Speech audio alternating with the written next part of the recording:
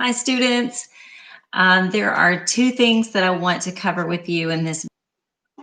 As you learned in chapter 1, there are 6 dimensions of wellness: physical, spiritual, emotional, social, intellectual, and you will need a piece of paper and something to write with, a pen or a pencil. So if you need to get those things, go ahead and pause this video while you go and get your paper and your pencil, because you're going to need to write down some things for this video. Okay, so I'm going to turn the computer around so you can see the marker board and what I'm writing on the board. Okay, so you'll begin by making a dot, and then you're going to create some different compartments like this. I don't claim to be an awesome artist. Okay, so and now we're going to label these lines. Okay, so 1, 2, 3, 4, 5, 6. Let's see, 2, 4, 6. Yeah, that's right. Okay, so we're going to just start labeling them with the areas of wellness. So we'll abbreviate this for physical well-being. So this next one can be social. I'll just abbreviate them, and it's going to be backwards for you because you're watching it on a video. This next one, we can abbreviate it SP for spiritual. So far we have physical, social, spiritual. This next one over here can be intellectual well-being, which I don't think you can see all of those. It doesn't really matter. Just go ahead and make your 6 lines and then label them with the 6 dimensions of well-being: physical, social, spiritual, intellectual, environmental. I'm just going to abbreviate that ENV.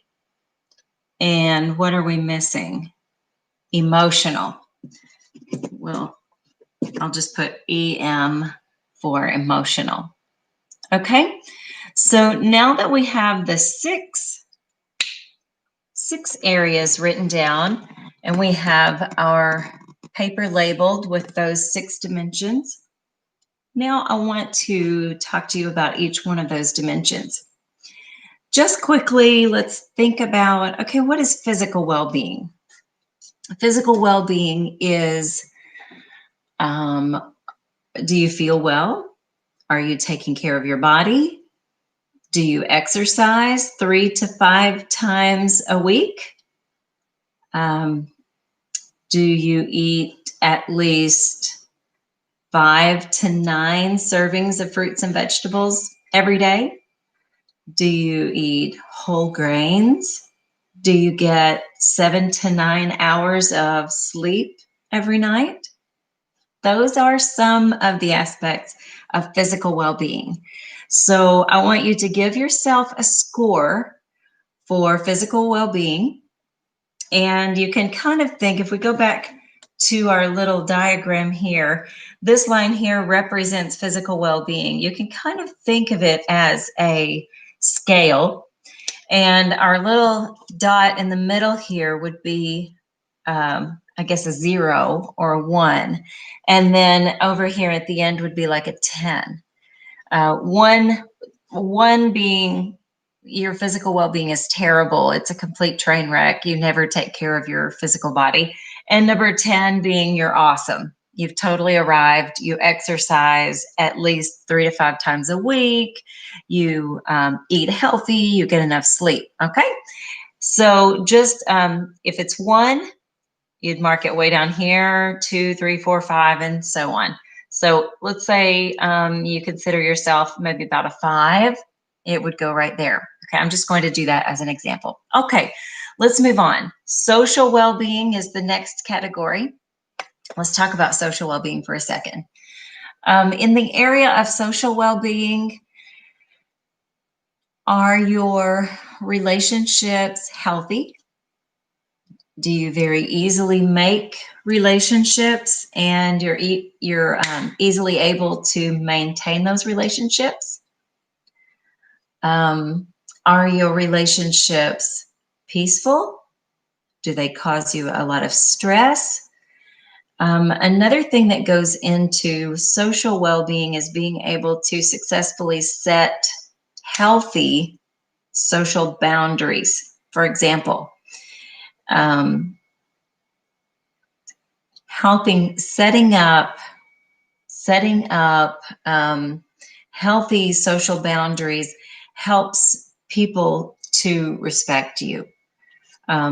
It allows people to have a perimeter, if you will, around you that helps them to respect you, respect your priorities and your wishes for yourself.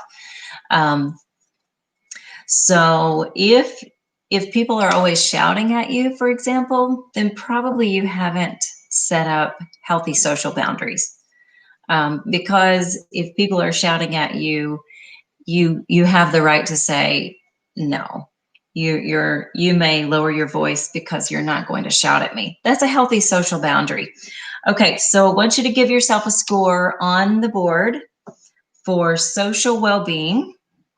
Okay, on a scale of 1 to 10. Again, if you consider yourself a 1, that would be down here. That would be my relationships are completely out of whack. They are not healthy. Relationships are stressful, or I have no friends, or I'm a loner, or whatever. So if you're a 10, that would be you're just awesome. All your relationships are awesome and you have healthy social boundaries. Okay. So score yourself somewhere between 1 and 10 and put your mark on your paper.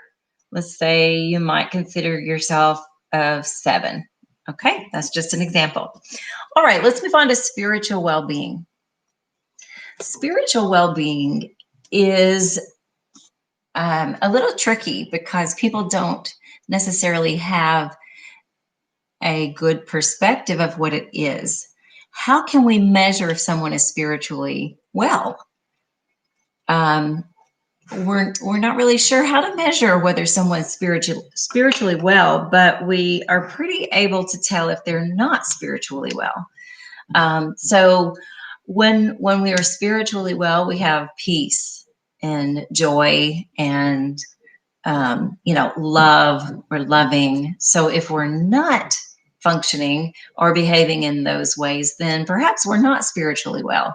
Some other things that contribute to spiritual well-being are having a deep purpose in life, having a significant meaning. So meaning and purpose, values. Do you feel like you have a well-established value system? Do you know what your values are? Are you adhering to those values? And it's a very personal thing. My values are my values, and I'm not going to tell you what your values should be, but we should all have some, and we should all know what they are, and we should live by those values, whatever they are. So spiritual well-being, are you at peace? Are you filled with joy, kindness? Do you enjoy helping others? Do you have a clear vision for your life plan? Do you have a clear purpose, a clear vision? So go ahead and give yourself a score on spiritual well-being here. 1 would be down here, 10 would be you're awesome, you're spiritually just rocking it. Something in between. I find college students frequently have neglected spiritual well-being, not on purpose, just out of not really knowing they needed to pursue it. So let's say you might have a 4. That's just an example. Okay, let's move on to intellectual well-being. Intellectual well-being has a lot to do with being able to respond to circumstances in an intellectual way rather than an emotional way. So being able to look at the situation and develop an action plan, a logical, calm action plan to improve the situation. So it's being able to calmly evaluate whatever the circumstances are and create an action plan or brainstorm ideas to help make the situation better. Sometimes we tend to respond to circumstances very emotionally. We, out of fits of rage or whatever.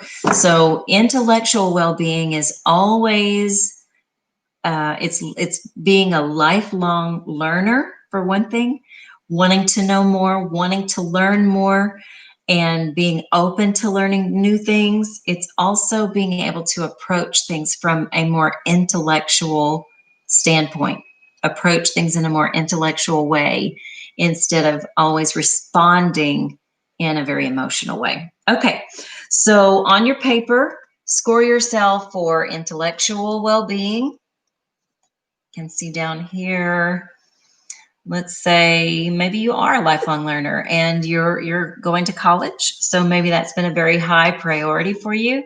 Maybe you're an 8. The next one is environmental. Basically, the bottom line here is, do you feel well supported by your environment? Does your environment promote your well-being, or does it take away from your well-being? Are you in an environment that promotes your well-being or takes away from your well-being? So that's sort of a very quick way to sum up environmental well-being. So go ahead and score yourself on that one from 1 to 10. What would you say that you are at this moment? Okay. So next we have emotional well-being. And research says that the college age segment of our population struggles most with emotional well-being.